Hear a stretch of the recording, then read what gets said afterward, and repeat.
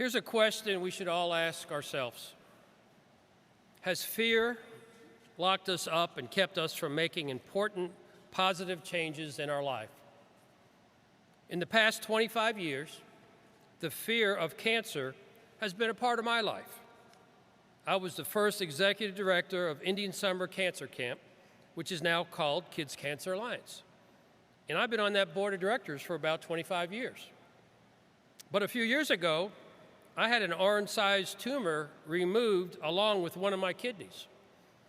And I suspect in some way, everyone seeing this has had your lives touched, especially by the fear of cancer. I would like to share a story about a person who was told he had cancer with only a short time to live.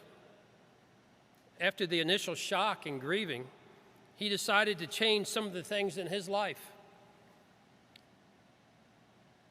In the light of his sickness and the short time he had left, things that used to bother him no longer did. He had teenagers, so he made time to have more conversations with them. He especially wanted to tell them how much he loved them and how proud he was of them. He made sure to tell his spouse frequently how much he loved and admired her for being an awesome wife and mom. And after many years of not talking with some of his family members, he called each one of them separately and reconciled. This man's oncology doctor happened to retire, so he had to find a new one. His new doctor confirmed that, yes, he still has the cancer, but there's a new way of treating it with a high success rate.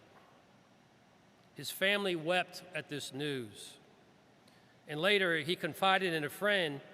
He cried, not only because he was relieved, but because he was afraid he would return to his previous ways of living. He was afraid he would, after time, forget about all the positive changes he had made and how great they were to him and his family. He was afraid he would go back to his old self and lose the new wonderful life that he had. Fear can have power over us and keep us from attempting to make changes in our lives, probably because we are afraid to let go of what we have for what is unknown. In today's gospel reading, the disciples were behind locked doors, gathered in fear. They were afraid that what had happened to Jesus would happen to them. And just when they believed things couldn't get any worse, Jesus appeared and helped them. As a deacon and a police chaplain, I have met people who have had the same kind of experience with Jesus. They turned to Jesus in the last moment, at the darkest times of their lives, reaching rock bottom, feeling helpless with no future. We hear in John's gospel, Jesus appears to the very same disciples who just a few days ago abandoned him in his hour of need. They denied knowing him. And even when Mary Magdalene brought news of his resurrection, they didn't believe her. Jesus finds them hiding behind locked doors like little scared kittens. They had no hope and they were very, very afraid.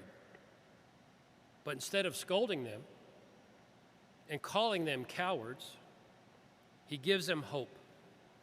The first words from his mouth is peace. One word that tells them things are okay with each other. One word that puts aside the past and gives them a future. What a relief that must have been for them. It's kind of like if you hurt someone really bad and they still say, "I forgive you." That's what the resurrected Jesus' greetings of peace must have meant to those disciples. Then Jesus says it for a second time, "Peace be with you." This time it isn't about the past, it's about the future. Now they have to unlock the doors that they were hiding behind and go out into the same world that they feared the most. Jesus sent them as he sends us today. In today's world, today's world, it will hang on to past hurts and sometimes look to get revenge. But Jesus sends out the practice of forgiveness. We are reminded on this Pentecost Sunday that Jesus gave us his Spirit when we needed the words and courage and determination and strength to live as Christians in our world today. Jesus says to you and I, peace, and he breathes his Spirit into us with the Holy Eucharist. The disciples behind those locked doors were gathered in fear, but Jesus' gift of the Spirit freed them to unlock the doors and live their lives, taking their faith in the risen Lord into the world with courage. By accepting the Holy Spirit, imagine what we could do to unlock our doors and be free and unafraid to act like true followers of Christ.